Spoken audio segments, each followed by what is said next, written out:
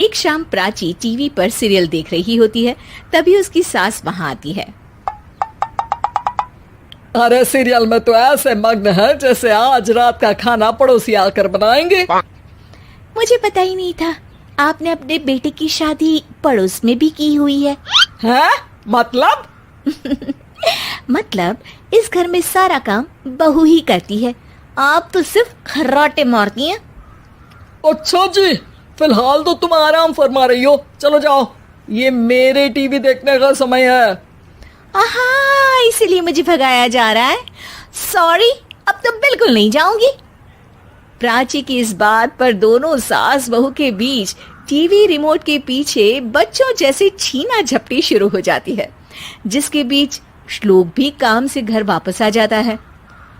हाँ, आज मेरी चूहे बिल्ली की जोड़ी किस बात पर झगड़ रही है? अरे तेरे बीवी मुझे टीवी ही नहीं देखने दे रही। अरे तुम्हारी मम्मी मुझे खाना बनाने के लिए फोर्स कर रही है। अरे वाह, ऐसे बेतुके रीजन पर तो बच्चे भी झगड़ा नहीं करते। अरे मुझे कुछ मत बोल, सब इसने ही शुरू किया है। हाँ हाँ, जैसे आप तो बहुत दूध की धूली है ना। अरे बस, दोनों चुप। प्राची जाओ, खाने की तैयारी करो। और माँ तुम छोड़ो, तुम्हें क्या बोलूं, शांति से अपना सीरियल देखो, मुझे दोबारा लड़ने की आवाज सुनाई नहीं देनी चाहिए। ऐसा बोलकर श्लोक वहां से चला जाता है, जिसके पीछे पीछे प्राची भी कुछ न कुछ बड़बड़ाते हुए रसोई में चली जाती है। हाँ हाँ, सासू जी को तो कुछ बोलेंगे ही नहीं, बस मुझ पर ही हुक्म चलता है, खाना बनाओ, जैसे मैं इनके घर में खाना बनाने के लिए आई हूँ। इसी तरह शाम बीतती है और रात को श्लोक और प्राची की सास खाना खाकर सोने चले जाते हैं, लेकिन प्राची गुस्से में कुछ खाए बिना काम में ही लगी रहती है। इस घर में किसी को घंटा फिक्र नहीं पड़ता मैं खाऊं या भूखी रहूं। प्राची कुछ देर के लिए रसोई से बाहर जाती है और जैसे ही वापस आती है तो वहां दूध का भरा ग्लास देखकर हैरान रह जाती है। फिक्र पूरी है, बस दिखाना नहीं है। प्राची दूध पीकर सोने चली जाती है और अगली सुबह एक बार फिर सास बहू का कार्टून नेटवर्क स्टार्ट हो जाता है। ये तुमने ही किया है। अरे अजीब जबरदस्ती है, मैं बोल रही हूँ मैंने कुछ नहीं किया। दोनों ने मिलकर पूरे घर को पागल खाना बनाया हुआ है। यहाँ कोई नॉर्मल इंसान तो रह ही नहीं सकता, इसीलिए अब पड़ोसी क्या रिश्तेदार भी घर आने से कतराते हैं। और सुन बेटे, तू भी चंगा, तेरी माँ भी चंगी, तेरी बीवी भी चंगी, रिश्तेदार। हाँ जी, आपको नहीं पता क्या, गंगाधर ही शक्तिमान है, रिश्तेदार ही। हाँ हाँ, बस समझ गया। कभी जानवरों जैसे लड़ेंगी तो कभी जुगलबंदी करेंगी। भाई मैं आप दोनों के बीच में नहीं फंसना चाहता। सास बहू की इस मन मौजी जोड़ी से परेशान होकर श्लोक अपना सिर खुजलाता वहां से चला जाता है। चलो अब मैं भी कीर्तन में जा रही हूँ।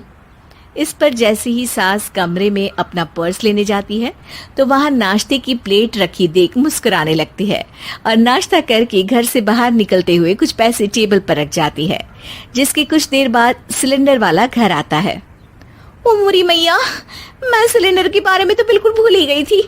घर खर्च के सारे पैसे भी मम्मी के पास है और श्लोक से बोला तो उल्टा 4 बात सुनाएंगे। प्राची ये सोच ही रही होती है कि अचानक उसका चेहरा चमक उठता है और वो घर में आकर इधर उधर देखने लगती है। तभी उसकी नजर टेबल पर रखे पैसों पर पड़ती है, जिन्हें वो सिलेंडर वाले को दे देती है। ये सब श्लोक देख लेता है। अच्छा बेटे, इतना बड़ा घोटाला, सबके सामने मैं तेरी दुश्मन और पीठ पीछे तेरी मेरी यारी। इस पर श्लोक एक प्लान बनाता है और शाम को सब एक साथ बैठे होने पर बोलने लगता है।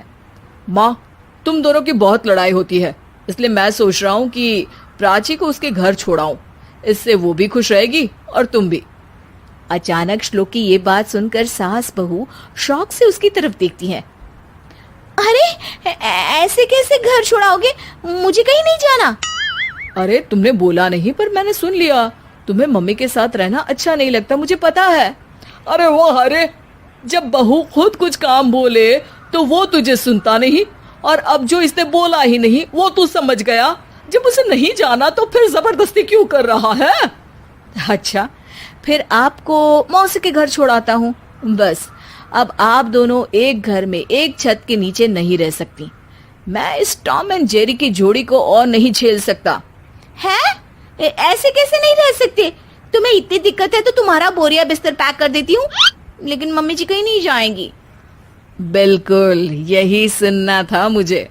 अगर दोनों में इतना ही प्यार है फिर हर वक्त ये लड़ाई का नाटक क्यों करती हो? देखा मैंने कैसे माँ किचन में दूध रखती है और तुम उनके लिए कमरे में नाश्ता रखती हो, और कैसे वो पहले ही तुम्हारी दिक्कत समझकर घर में पैसे रखकर बाहर जाती है। अरे भाई, इतना ड्रामा तो डेली सोप में भी नहीं होता जितना तुम दोनों ने इस घर में फैलाया हुआ है।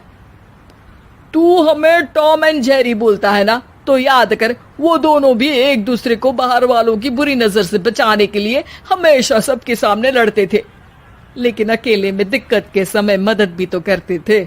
बस हमारा रिश्ता भी कुछ ऐसा ही है। और वैसे भी अगर सास बहू में तू मैं नहीं होती तो दुनिया वालों को कहानियां कैसे मिलेंगी?